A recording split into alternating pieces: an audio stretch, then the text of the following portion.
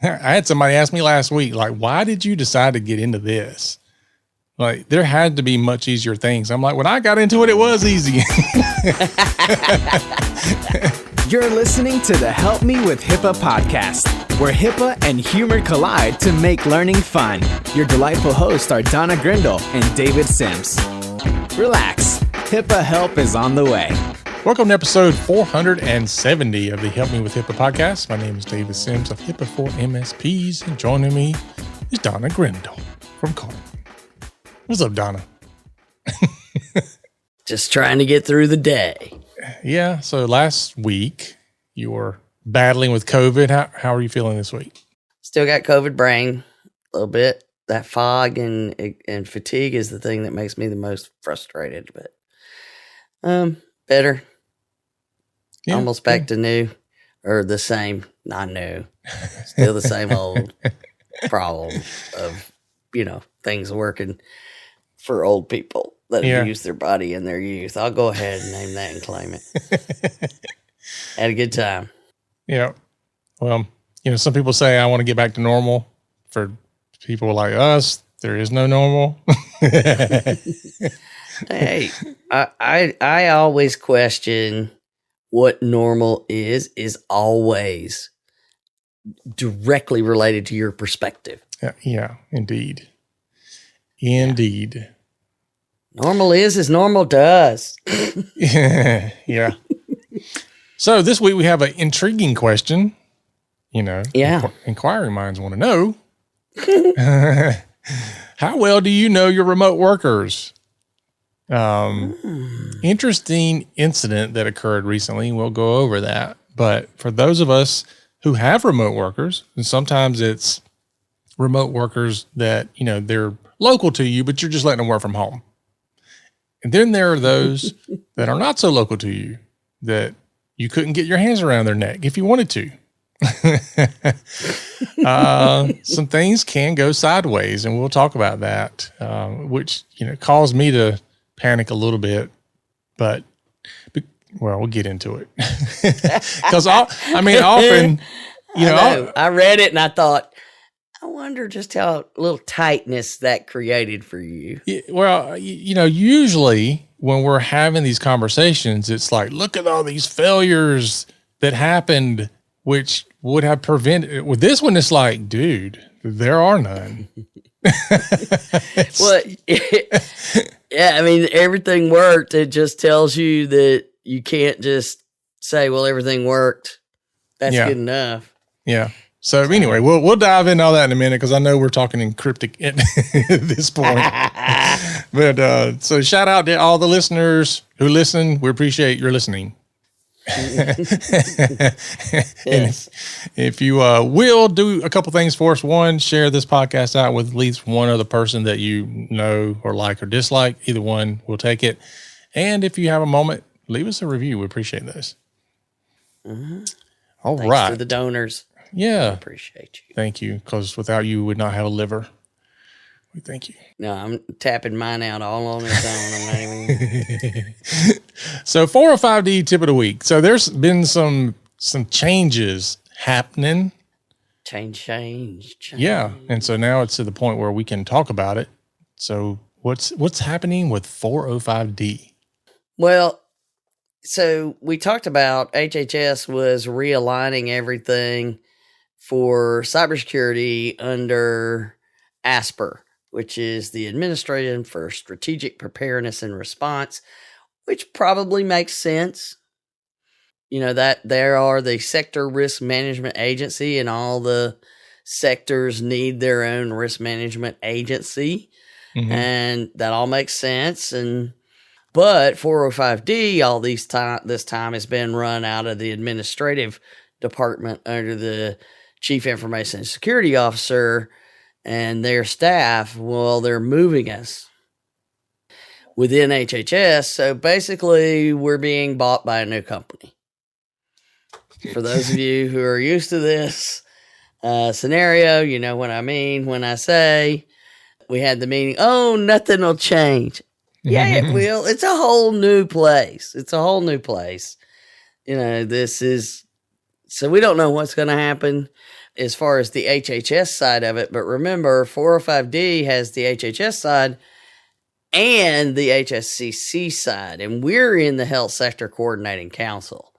So what changes is who we're working with at HHS. We won't have all the people that we're used to who understand what we've already built and how it works and all of this. Probably not going to get those people to move. It's kind of like taking the employee, it doesn't work that way in the real world. No, it does not. But of course, we had the meeting. Nothing will change. And I've been the one on both sides of those meetings where I've had to go in and say, we don't expect anything to change very much for a while. Let me see your fingers behind your back. The definition is nobody goes, how long's a while?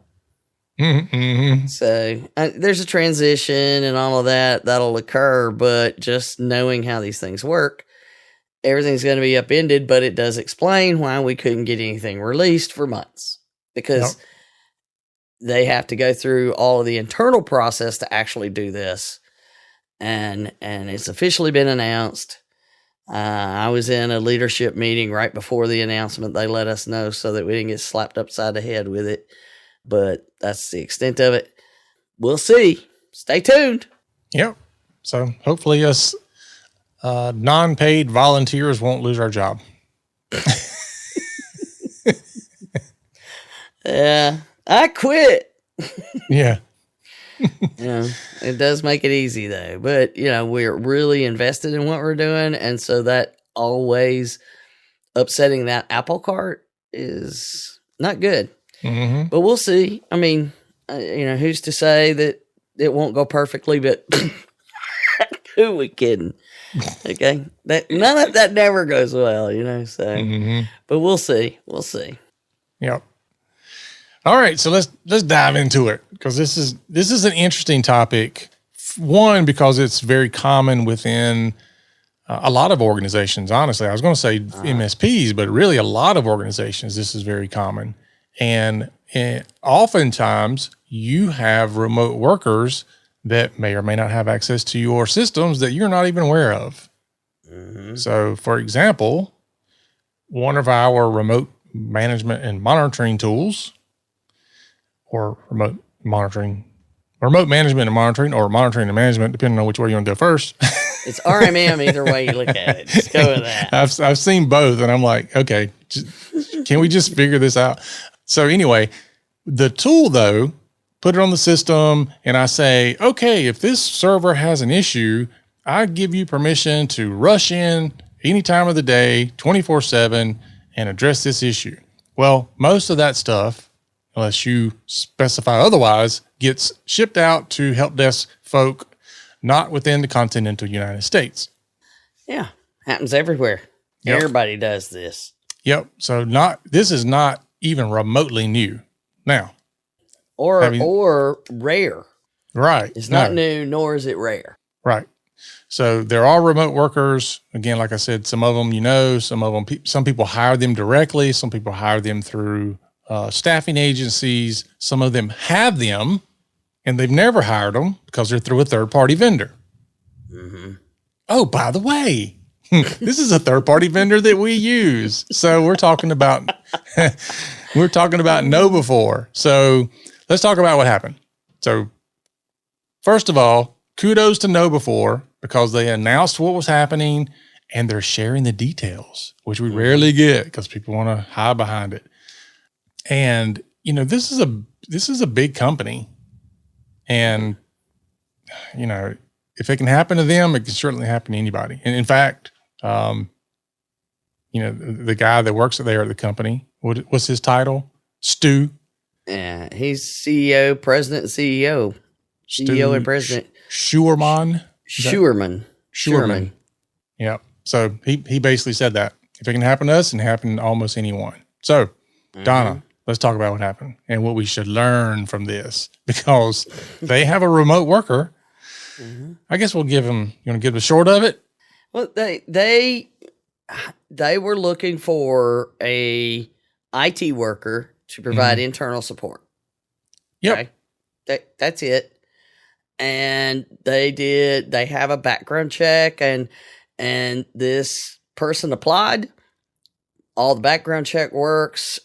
They used a stolen identity of a U.S. citizen. Remember when we say they have so many ways they can use your identity, you can't even imagine it. Yep. So you wouldn't necessarily even know it was you they were stealing to do this. That's when the people who say, I ain't got nothing nobody wants. I'm like, oh, gosh. Yeah. It's right. You have no idea what can be done with your information. So they had a U.S. citizen's stolen identity, was able to do it, and went through several rounds of video interviews and managed to circumvent all the background check processes. So, you know, when you do a background check, it's not like you start calling everybody. You have services that do that now. Mm-hmm. Yeah. You know, and anyway, the net of it is they hire the person and as an IT worker, but they send them a company MacBook that is locked down with very limited capability of doing anything. That's where they start. I guess the person was going to be like a help desk person. And then as soon as this person gets a hold of that, they start trying to do bad things, let's just say. Because it goes back and forth. But basically, the only thing they could do was get to their email, Slack, and Zoom. That's pretty much it. Didn't have any other capabilities, but they were doing something that triggered some of the security layers to go beep, beep, beep, beep, beep. Yeah. You know, they were trying to do something and it wouldn't let them. That's the good news. So even though they managed to get all the way to the point where they got a hold of a company laptop, they were not able to, the minute they started trying doing something nefarious, as we'll call it, they got caught. Did they send the laptop back? I know, right? Can you imagine that thing coming in like on fire? Yeah. Just don't plug that into the network. Yeah, so it you know, and I personally am thrilled that they've come out and they said that here's what happened. Let's tell you so we all learn from it. Because our systems caught them, but they're pointing out they got lots of layers. And you and I have talked about it repeatedly. You got to have layers. You can't just, okay, and we keep telling you they're doing things to get you to hire people to have insider threats. So, just so you know, and in this case, you know, it was somebody masquerading as a U.S. citizen that was not a U.S. citizen, managed to get past background checks, get past video interviews, get past everything, but couldn't get past the security. But this is why you don't just open them up. We got a new employee, let them do everything. Yeah. Right. You know, yeah. And some people are like, oh, you know, they're bashing KnowBe4 in a lot of ways, which, I mean, their systems caught it and prevented the problem. Right. This is like what's supposed to happen. Yeah. And they're sharing it. So to me, you know, they're a huge company, granted, and they're everywhere. But the whole thing was there was unusual activity, and when it popped up, somebody said, let me go look into this. Instead of going, oh, I'm sure it's nothing. Yeah. We just hired a guy. He probably loading steam on his machine or something. He's a new employee. You know, they're always going to make mistakes. You know, that kind of thing. Yeah. Or worse yet, it's like, we already hired them, but we'll get the security put on next week. We got, yeah. Yeah. But in their announcement, now they started it straight up. No illegal access was gained. No data was lost, compromised, or exfiltrated on any system. This is not a data breach notification. There was none. See it as an organizational learning moment I am sharing with you. If it can happen to us, it can happen to almost anyone. Don't let it happen to you. Mm-hmm. This is great. Yep. So, anyway, I don't know that they ever said what EDR software they use, but it detected the activity, and the SOC called and said, "Hey, what up?" Something's going on. And I love the way they said, "That's when it got dodgy fast." Yeah. We shared the collected data with our friends at Mandiant, who's, they're a big cybersecurity, and the FBI to corroborate that. They're like, we think this is what's happening. You guys check. And everybody was able to determine, yes, indeed, it was a fake IT worker from North Korea. The government of North Korea is who they work for. So just so you know, that's who we're up against. And it gets back to everybody saying, and I always love this one, David, well, why would they be interested in me? Why would they? And KnowBe4 is just the big behemoth on the block. There's a ton of companies that do this. Oh, yeah. Yeah, absolutely. I mean, and there's a ton of companies that have the type of access and, everything. We've seen this before. I mean, you've got HVAC vendors who have access. You've got MSPs who have access. I mean, you name it. There are so many people who have access to things. Mm-hmm. Well, you think about, though, the objective of going after these phishing testing companies. Mm-hmm. Think about what you get. Oh, it's like the Holy Grail almost. Well, and first of all, you get all the email addresses of every company. Mm-hmm. And a trusted domain to spoof. Yeah. In some cases, you even have access to domain servers for the clients of the phishing.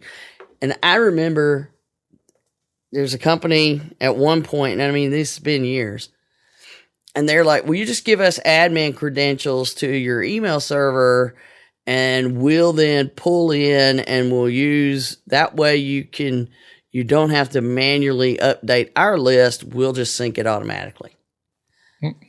Did you hear the part about admin credentials? And I'm like, no, we don't function that way. No. And they're like, well, we do it with everybody. How many times do you hear that? Oh, yeah. If I had $1 for every time somebody called me, a client called, just give them admin access. Like, no. I mean, let's have a conversation about this. Look, at the end of the day, if that's what you want, it's your business, but you're going to sign all kind of stuff away because that is a bad idea. I understand you want it to work. Mm-hmm. It's just like people saying such and such service on my machine doesn't work. Please remove all the security because the vendor saying it's the security causing it. It's like, I get it. I mean, every software vendor says it's the security, and sometimes they're right. But that doesn't mean we just remove it. Yes. Security's not convenient, but it's also not optional. You have to find a way to make it work. But here's the thing is if they get it, they get access to the emails. They potentially get access to the email servers. But to me, imagine this. They get access to nothing but email addresses and the results of the phishing tests. Yeah, they can see who you clickers are. And what made them click. Mm-hmm. Boom. I mean, boom. Could you imagine, though, what if they actually were able to infect the simulated phishing with real phishing? That's what I'm saying. That's what I'm saying. They would then have the ability to build in actual phishing attacks within the phishing attack testing from the company that you trusted. Yeah. And oh, by the way, we tend to whitelist that company so that our security doesn't pick up the phishing You test have to. they're trying to do. Yeah. So it's bypassing, a lot of the security. Of course, this is what they want. So any of your phishing test providers, you better find out. Mm-hmm. Because this is not the first time they've tried it. They did not go. You don't go for the big game on your first hunt. Well, my question would be, if I was Stu, like, is this the first guy that's tried this, or do we already have somebody that might be inside? Like, it's kind of one of those things where surely we didn't catch the first person the first time ever. There's, maybe so, but it just causes me to start questioning everything. Well, and here's the bigger thing is this was North Korea, nation state attacker. Mm-hmm. They generally don't have the same level of funding and patience that the criminals do. Mm-hmm. But they learn from the criminals. So, yeah, North Korea may not be in there, but one of the criminals could already be working for you, and they will foster these things for years. Yeah. They will sit there and just kind of hang out and gather information. But if I had a list of emails from a company, I knew who the frequent clickers were and what made them click. Oh, can you just selling that to criminals? Mm-hmm. I mean, can you imagine how much the criminals would be willing to pay for that? Yeah. Just that. So let's talk about a couple things that I think they did right, other than some of the obvious stuff, because I want to kind of point out some things. As I read this, I looked at it and was like, okay, how can I improve what I'm doing, or what am I doing right versus not? We do background checks. Now, the interesting thing, like, this guy was U.S. based, right? Because he had a U.S. based identity. Well, he had a U.S. based identity. I don't know that I've read that he actually was in the U.S. Yeah. So if you're hiring people that are outside the United States, you have to do this international kind of background check. It's a little different because you're not dealing with the United States. So that's one thing. Some people don't want to pay for that because it's more expensive, but pay for it anyway. Have that done. So the other thing, logistically, especially for a small company, is how are you going to get a device to them? What I often see is people say, they'll just use their own device. They have their own device at home. They can use that. We don't let them do that. However, getting a device to them, depending on where they are, can be tricky. It can be hard to do. That's something else you need to think about. The downside for us, like, for example, we just recently hired somebody. We had to get a laptop to them, and which is not hard to do. The company that we hired them from said, you should probably just wait till after the 90 days before you issue them equipment so you don't have to deal with it if they don't make it past the probationary period. And I was like, we don't have that luxury. We need them fully secured, locked down from day one, even if they don't have access to stuff. So we'll just have to deal with that if they don't make it past the 90 days. Mm-hmm. So we do that as well. So and of course, we put tons of security on stuff. We're monitoring everything all the time. So I feel like we have everything locked down pretty well, and we don't give them full access. Everybody doesn't have full access to everything. It's highly dependent on your job, depends on what you have to do. Some people have access to do things that others don't, even though they're all technically help desk. We don't give everybody access to everything. So could we be better? Most likely, yes, but we're not. We're doing a lot of things right. So I was happy to see that. And I think in this case, when you look at what KnowBe4 was doing, it sounds like they were doing a lot of things that were right. Yeah, I mean, I'm not. They're changing some of their background check methods, but I mean, they had an AI photograph, an actual U.S. citizen. I mean, like, so many things. that there were so many layers that this guy got past them because they were that good. It's not that they were sloppy and got caught. They got past them because they had reached the level, and they may have probed and gotten kicked out of things. Like I said, this is not the first. They didn't just shoot the first spear here to get that deep in. It is interesting that as soon as the guy got the laptop, he started doing stuff. Like, they didn't wait at all. Exactly. Whatever they were doing got the attention, and because they're still investigating, still doing things, still tracking things, it got the attention of the SOC right away. Mm-hmm. And they thought, hey, we got a new employee we need to call for help. And apparently at that point, panic set in. Mm-hmm. So the next person is just going to be better. They've learned. And they had to learn from multiple attempts to get this far. And now they've learned from this attempt. Yep. That is correct. So. Yes. So they are definitely doing that. They are sharing the threat intelligence. I mean, without this, would you have gone through and double checked all of yours? Which, by the way, first thing you did, be on the lookout. It's another Bolo example. Mm-hmm. Immediately you go through, okay, what do we do? How do we do this? How, because you do offshore and remote IT. You immediately go through the process you use. Yeah, I absolutely do. I don't try to hide it. Some folks do. I don't know. I really don't understand that these days, but yes, we hire people from other countries. We have people local. We have people in different states within the United States. We have people in Latin America. We have people in the Philippines, and they all do different things, and they're all our employees. They're not workers that are like that we're paying some third party for. So they are our people, and we pay them directly and all that. So there's a different way you have to handle that, but that's the way we decided to do it. We didn't want to outsource to a third party help desk company. Not to say there's anything wrong with that, but we just wanted a tighter control. And because of that, though, it causes us to have to do a whole lot more work. Right. Because we can't just push that off on somebody else to do.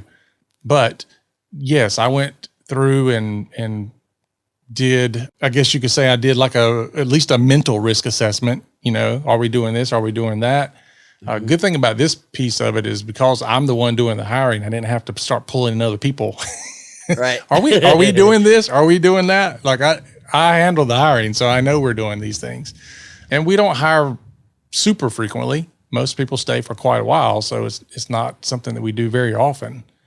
But but yeah, with everything we talk about, honestly, you should sit down and question, what can you learn from this? How can you make sure that you're doing a better job? Because the only difference between me and some other MSP that has an issue is just that it just happened to be their day sometimes. It's not that I am void of having issues or that I can't possibly be caught up in some security incident. That is not the case. Mm-mm. So some days you just feel lucky. Yeah, you're right. You are absolutely right. That goes into a bigger conversation about just IT burnout and how many people are really leaving this space because of how complex and how just it is not the same as it was a decade ago. Certainly not 2 decades ago. I had somebody ask me last week, like, why did you decide to get into this? Like, there had to be much easier things. I'm like, when I got into it, it was easy. I mean, it was a whole different ballgame. I mean, really, it was not as terrifying as it is today. The other thing that came out around the same time, and they were not related, was the CISA publication about North Korea cyber group conducts global espionage campaign to advance regime's military and nuclear programs. So they're saying, hey, look, they're doing this. And the DOJ had one where they indicted an actual individual from North Korea in ransomware attacks targeting hospitals and healthcare providers. Mm-hmm. So those are all great news.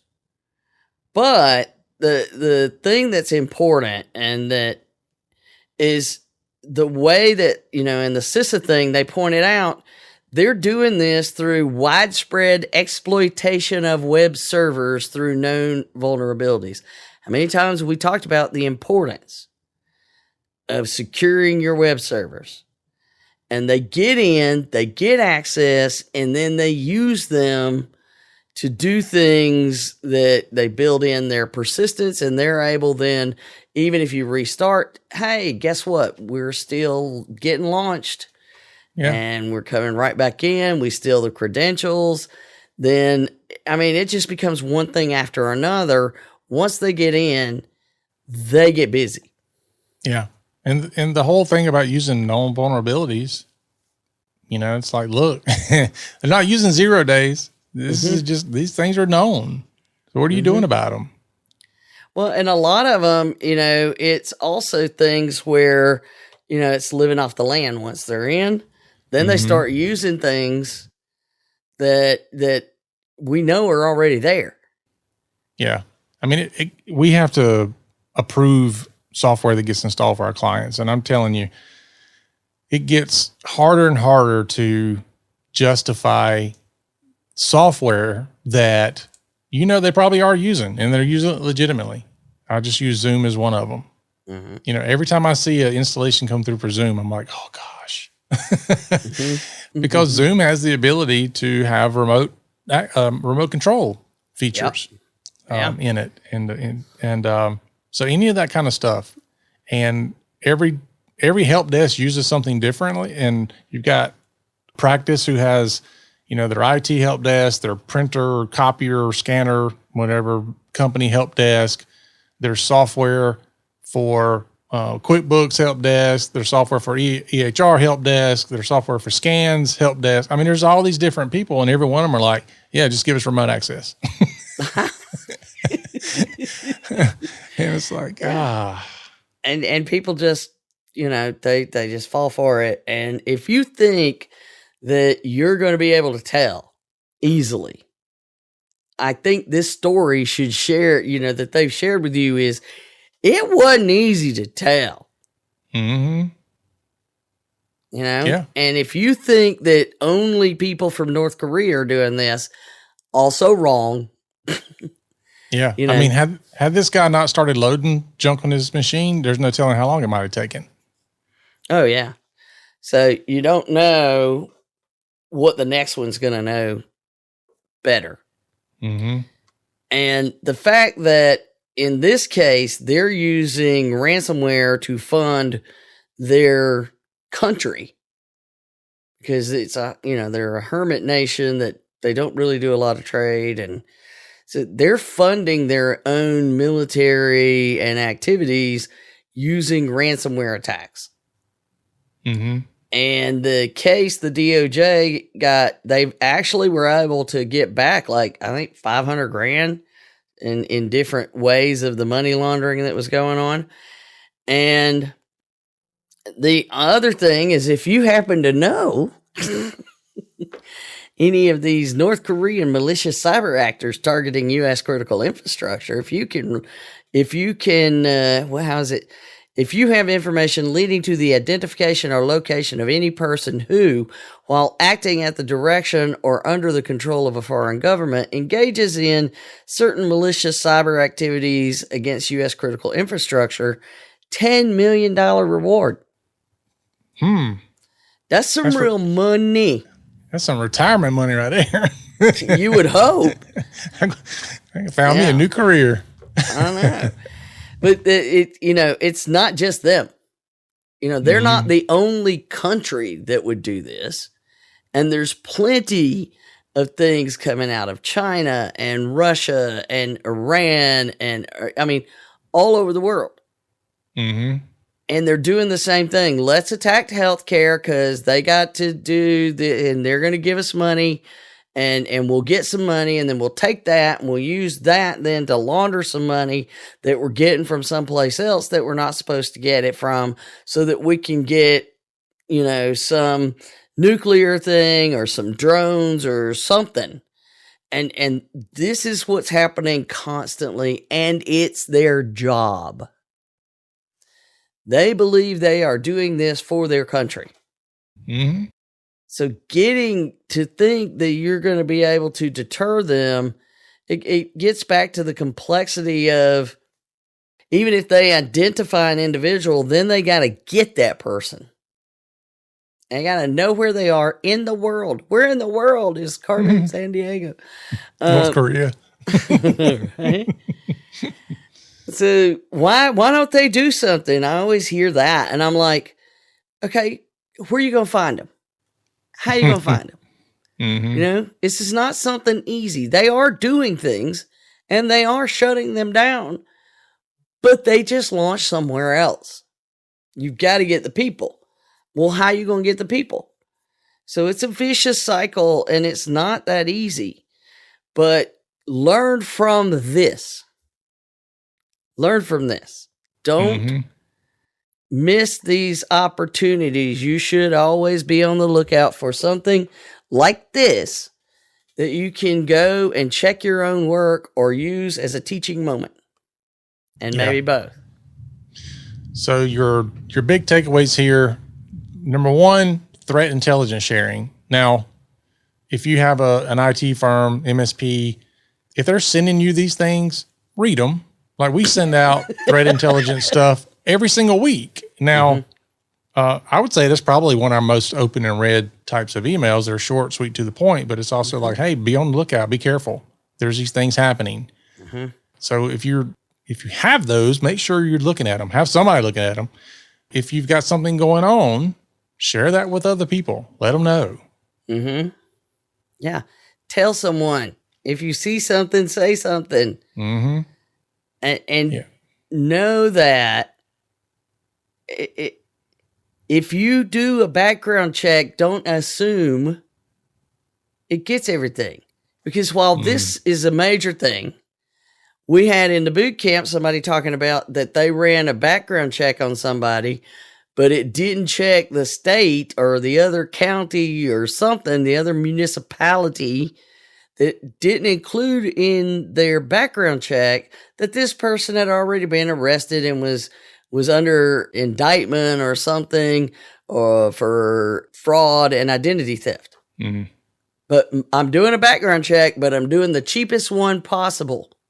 Yeah. Or how about this? What if you did a background check on people, after you hired them, a year later? Stuff like that. Periodic background checks. Yep. And don't just assume that nothing changes in people's lives. That is true. You can't.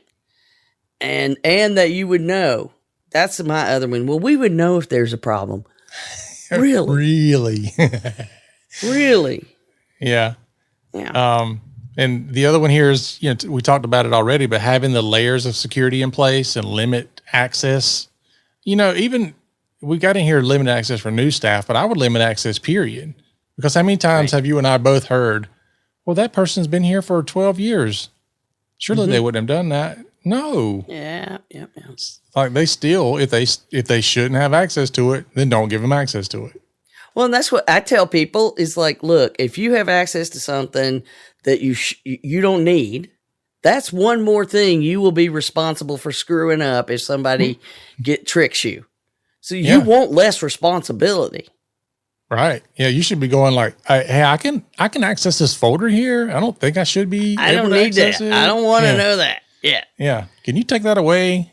Yeah, absolutely. You should be. But don't just say, well, this new employee is going to do this important job, so we're going to also give them access to everything that employee, what they're going to do while they're doing their onboarding. Maybe not so much. We'll figure out permissions later, Donna. Just give them admin access. And another thing is, if your stuff starts alerting, go and see why. Yeah. Don't just say, well, that's a new employee. They're probably screwing around. It's like the fire alarm's going off. Oh, it does that all the time. I smell smoke. It's okay. Yeah. That's just where they lit a match in the bathroom. Don't worry about it. Yeah. It's probably the neighbor burning trash. We're good. Yeah. Don't worry about it. So there are your things of this is just another case of you can't let down your guard. At all. You can't. Nope. Ever. So there we go. We're done. Unless you just want to get off the internet, which some people have said they're going to do that. Yeah. And then you go, and then you see them freak out when they can't find their phone. Yeah. And it's not a phone call they're worried about. Nope. So, all right. There you go, folks. Not that we want to give you something else to worry about, but that is kind of our job. Yeah. So if you have remote workers, and if you don't, because maybe you have them through a third party, maybe you want to start asking some questions, but make sure there's something happening to reduce the risk and the likelihood that you'll have these types of problems. You'll be glad that you did. Yes. All right. Folks, that is our show for today. Thanks for listening. Be sure to share this out. Leave us a review. We appreciate it. Remember, for Donna and myself, the HIPAA is not about compliance. It's about patient care. Help me with HIPAA. Let's get it right. Protect your patients day and night. Donna and David, the experts on your side. Help me with HIPAA. Let's get it right. You've been listening to the Help Me with HIPAA podcast, hosted by Donna Grindle and David Sims. The show created to help you with HIPAA. For more information or to ask us a question, visit our website at helpmewithhipaa.com. Neither Donna Grindle or David Sims are attorneys, and they do not offer binding legal advice concerning regulatory compliance. The information in this podcast should not be relied upon or construed as legal advice in any way. Consult your attorney for legal advice concerning compliance with HIPAA regulations.